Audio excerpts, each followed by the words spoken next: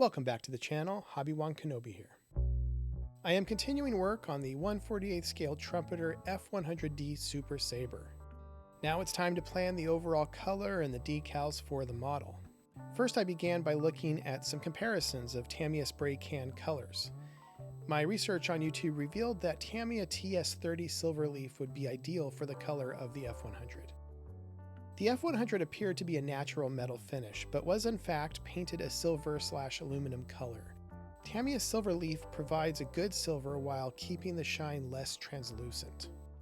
Regarding the decals, I acquired 3 different sets of the specific aircraft known as Triple Zilch. Triple Zilch was flown by United States Air Force Colonel Raymond F. Tolliver. The decal sheets I will use consist of the set provided in the monogram F-100D and 2 aftermarket sets from Extra Decal and Microscale. My concern with the monogram set was the age of the decals. I simply wasn't sure if they would be usable and would simply fall apart. The Microscale sheet was a newer set, so they may be in better condition. However, the actual prints look kinda lousy. For instance, the lion emblem represented, I believe, a later paint job of the same aircraft. This particular decal will not match the time of the aircraft that I am attempting to depict.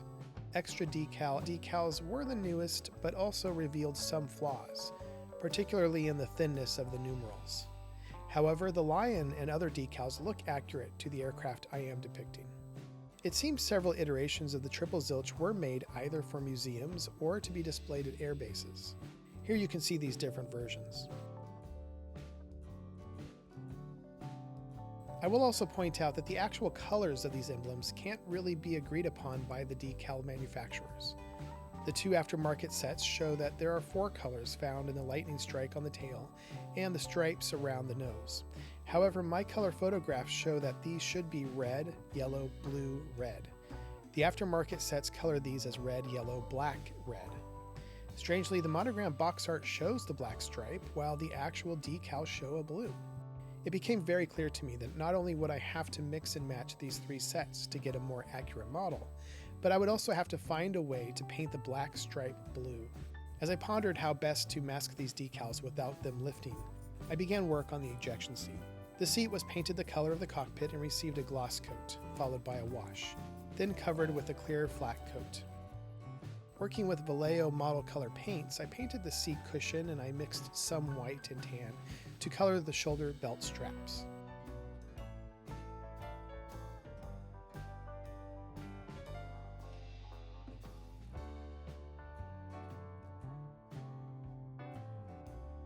Once all of the colors were down, I cut some squares from old decal sheets and added some blurry text decals to suggest the instructions often found on the seats of this particular aircraft. Yellow was added to the ejection grab handles, and I decided to hand paint the black stripes. At this moment, I would like to remind you to like this video if you are enjoying this content, and if you haven't already, please do hit that subscribe button. Okay, back to the model. Now it was time to spray the base silver leaf color. The paint laid down beautifully.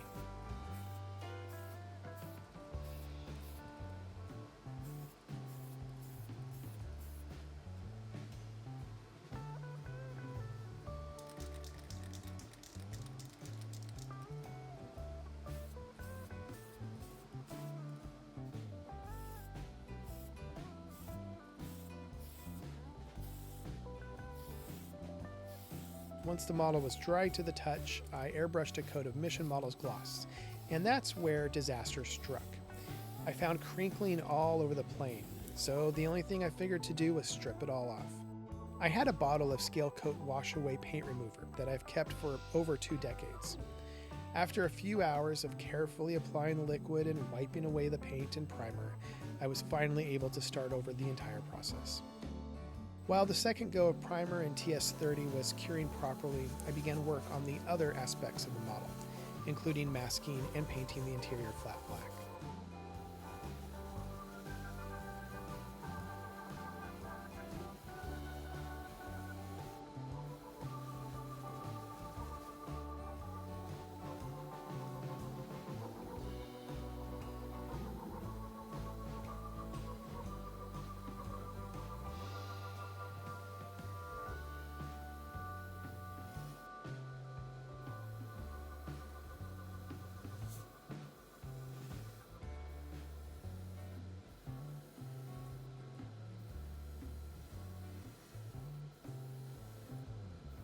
I went back to the silver paint job and started to mask and paint various panels around the plane that showed different shades of silver.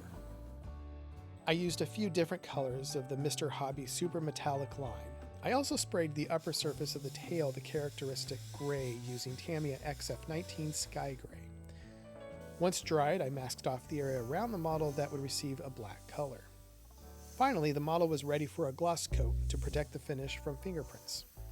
I decided to forego the Mission Models product and use the reliable Tamiya X22 Clear. This laid down beautifully and no reaction was detected. Let's move on to the decals. I laid down some microscale decal set in preparation for the decals. This particular USAF decal came from an older Aeroscale sheet.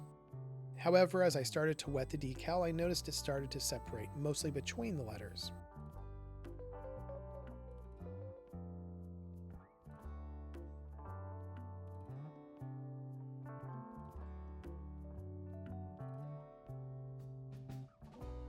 While the extra decal for the red box and the names of the pilot and crew chief looks like the correct shape and font size, the name of both the pilot and crew chief were actually spelled incorrectly. Because of this, I ended up using the monogram decal. After laying down the striped decals on the tail and the nose of the aircraft, I decided to mask them off with Post-it notes. Post-it notes are an extremely low-tack product, and all I had to do was cut some shapes and applied them lightly to the decal.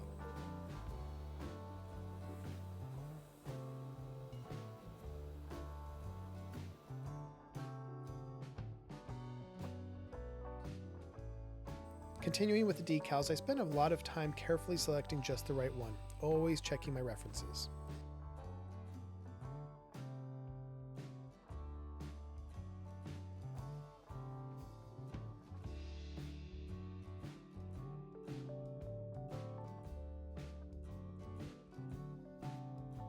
I found various stencil decals in my spare decal folders that would work for the many warning and caution signs found around the aircraft.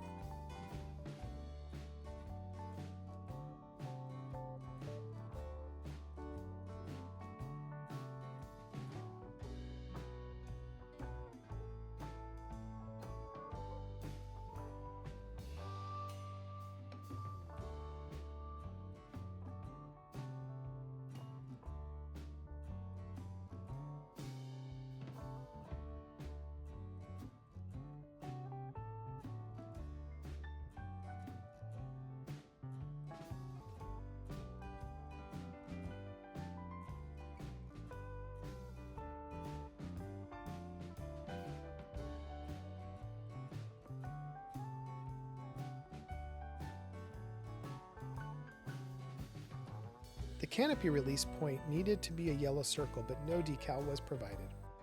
I decided to find a yellow decal and use my punch and die set to create a circle.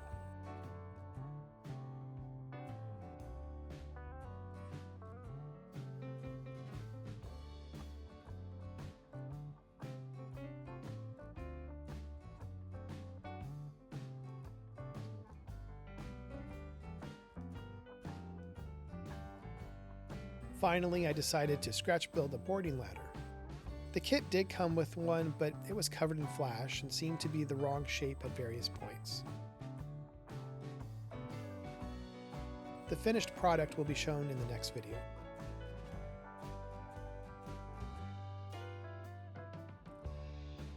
Well, that does it for this one.